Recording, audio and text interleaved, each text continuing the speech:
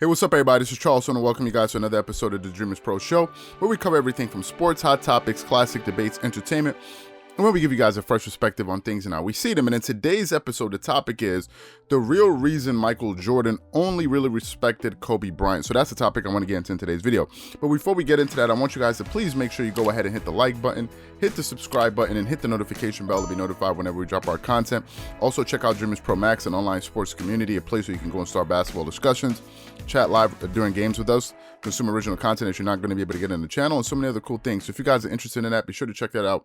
We have that linked in the description below. Get 7 days of access, and also click the join button to join the channel. Is next to the subscribe button to ensure that you receive loyalty badges from the channel, and also to ensure that when you leave a comment, you get your comment responded to. So make sure you go ahead and hit the join button there next to the subscribe button. Anyway, let me get into this topic here. This is a very this is an interesting topic, and I'll tell you where this topic kind of came from. This topic came from the news that Michael Jordan is going to be inducting Kobe Bryant into the Basketball Hall of Fame, right? Once I heard that news, it had me kind of thinking about the whole Jordan and Kobe relationship that they had together with these two players, right? Because I think it's one of the most unique relationships you'll ever see in sports. Now, Michael Jordan is widely regarded as the greatest player of all time in basketball. He's widely regarded as the greatest player of all time. And he took basketball to a level that his predecessors just never really did. Before Michael Jordan came into the NBA, the guys that were really taking the league to another level was Magic Johnson and Larry Bird. Remember the rivalry between these two players, also the rivalry between the Boston Celtics and the Los Angeles Lakers. These guys were meeting in the finals. I think they also had a rivalry in college. So it was really helping to grow the sport and making it very, very popular. Then Michael Jordan came into the NBA, and he just took the thing to a completely different level. Jordan took the NBA to a global level, and he became like a phenomenon all on his own, right? Jordan, he dazzled audiences with his athleticism, his artistry, his killer will. We had never really seen anything like that all combined into one package. Now, we did have great dunkers and all of this, like Dr. Julius Erving, and we had Dr. J that played in the NBA before Jordan. But Jordan was something else entirely different, to be quite honest with you. Even his shoes, the Jordan sneakers, turned into a global phenomenon. Even the Jordan shoes, right? You remember the commercial, everybody wants to be like Mike, everybody wants to be like Mike. It was unlike anything we had ever seen in sports. There was nothing really like Michael Jordan, and one could make an argument that if it wasn't for Jordan, the Nike brand, Nike, the company, would not be what it is today. Because before Jordan came into the NBA, Nike didn't even specialize in basketball shoes. They specialized in track shoes. Jordan wanted to go sign with Converse, but he was convinced that he should go sign. Was it with Converse or Adidas? I think he wanted to sign with Adidas, I think, if I'm not mistaken. And his agent and his parents convinced him to go sign with Nike. And next thing you know, Nike is what it is today. And the Jordan shoes just took on a life, all on its own, right? And then Jordan obviously went into the league, and he wasn't just all flash, he was actually substance. He went out there and he started winning titles, right? The guy had two three-peats in his career, and some make the argument that had he not taken his hiatus away from basketball, he could have possibly have won probably 8 championships in a row. It's conceivable. If he won, if he had 2 back-to-backs in the same decade, so to speak, and he missed 2 years and he was still in the middle of his prime, one can make the argument, that he could have won, 8 championships in a row. Now, if you look at Michael Jordan's career accomplishments, it shows you that it wasn't just flash. There was a lot of substance there. And I think it's really unrivaled, really. If you look at Jordan's career accomplishments, he has the highest scoring average in the history of the NBA in the regular season with over 30 points. He has the highest scoring average in the playoffs with over 30 points per game. He has 6 titles, as I said before. Two three-peats that he has. He has 6 finals MVPs, which I think is the most of any player that ever played basketball. He has 5 regular season MVPs. He's a 14-time All-Star, 3-time All-Star Game MVP.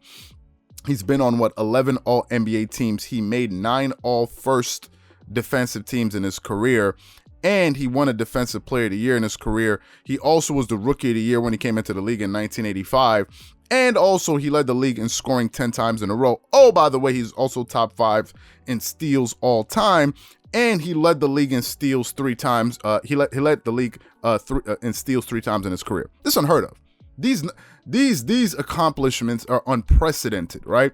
If honest people look at Jordan's resume and what he accomplished on the basketball court, no one can make an argument that Jordan is not the greatest player of all time. I don't even think, personally, I don't think it's a debate. The media likes to get into something, make it, something else, but I don't think it's really a debate, to be quite honest with you. Then you had a kid named Kobe Bryant, who came into the league at the tail end of Michael Jordan's career, right when he was winning his last title, I think in the 1996-1997 season. Kobe Bryant got drafted in the year 1996. Right now, if you saw that Last Dance documentary, you saw that exchange that they had at Madison Square Garden during the All-Star game when they passed each other in the hallway and they kind of gave each other a high five. So there was always this kind of relationship that Jordan and Kobe had. Why? Because Kobe patented his game after Jordan, but Kobe also openly admired Jordan. He didn't hide it.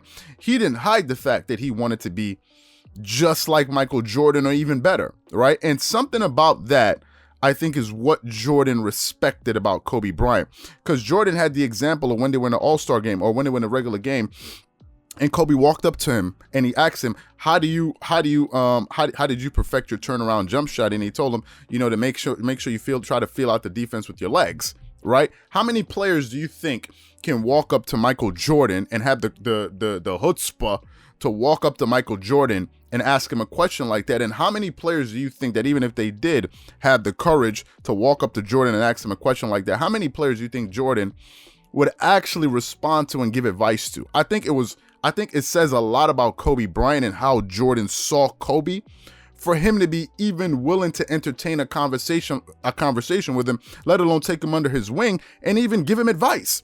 Jordan said that he was the bigger brother to Kobe Bryant. If you listen to him, I think in his eulogy that he had at the Staples Center, he said he was the bigger brother, and Kobe always said that Kobe always said he was a little brother to Jordan. They even asked him, whenever you guys go out to eat, who pays? He goes, big bro pays for that, right? The big bro pays for that, right? And I think Jordan, I think that's one of the reasons why Jordan felt comfortable sharing his secrets with Kobe, right? He was the only player that Jordan really embraced, to be quite honest with you. And after his passing, a lot of people were surprised at just how moved Jordan was by his passing, seeing him up there crying. And a lot of people didn't realize that Jordan and Kobe had such a close connection, right? And I think Jordan truly, truly respected Kobe because of his work ethic, because of his killer will, but mostly because he saw a lot of himself in Kobe.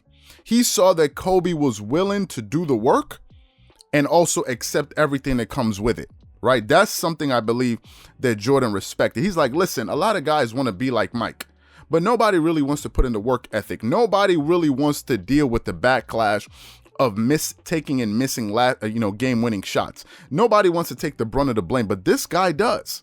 This guy is truly embracing what it means to be me, essentially. And I truly believe that Kobe, if we sit down and all of us are honest, I think Kobe was the only person, and talking about basketball player, that Jordan truly, truly respected. I'm sure he had respect for other guys, but I remember seeing in that Last Dance documentary, and I think Jordan was going to go play, I think it was the Indiana Pacers or something in the Eastern Conference or something like that, or the Jazz or something. And a reporter asked him in the locker room, he's like, yeah, but, Shaq, he said something about Shaq, and he goes, I ain't Shaq. And then the reporter went on again, he said, but I ain't Shaq. And it just goes to show you, as dominant as Shaq was becoming, and Shaq was, Jordan's like, don't compare me to Shaq, right? I don't think Jordan would speak like that about Kobe Bryant, because he knew that him and this guy was cut from the same cloth, same cloth as he was. And that's why I think that if Jordan sits down and he's really honest, I think that's the only basketball player that Jordan truly, truly had respect for. Even when they asked him, who would he want to play against? He brought up LeBron, he brought up Carmelo, he brought Kevin Durant, and he said, but the only person that could probably beat me, jokingly, obviously, is Kobe Bryant, because he stole all of my moves, right? That's what Jordan had to say about Kobe. So you can see that he held Kobe in a different type of regard, right? And I think that kind of pisses off a lot of people in media. There's some people that don't like that. There's some people that don't like the fact that Jordan decided to bring Kobe under his wing and pull him in and not pull in other players.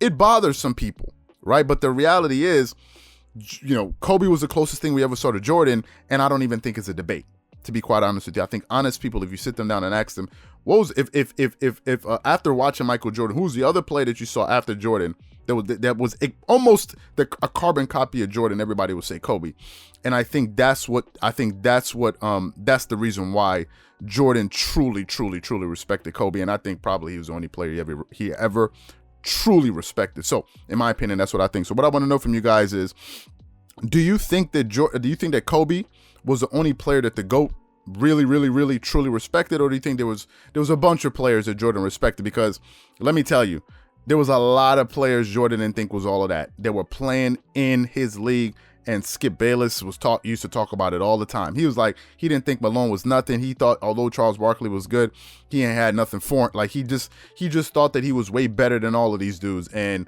I think Kobe was the only guy that I ever heard Jordan talk about in such a glowing fashion. So whatever you guys think, please leave your thoughts and comments in the comment section below. Again, if you enjoyed the video, be sure to make sure you go ahead and hit the like button, hit the subscribe button, and hit the notification bell to be notified whenever we drop our content. Once again, this is Charles here from Dreamerspro, wishing you guys an amazing day. Catch you guys on the next episode.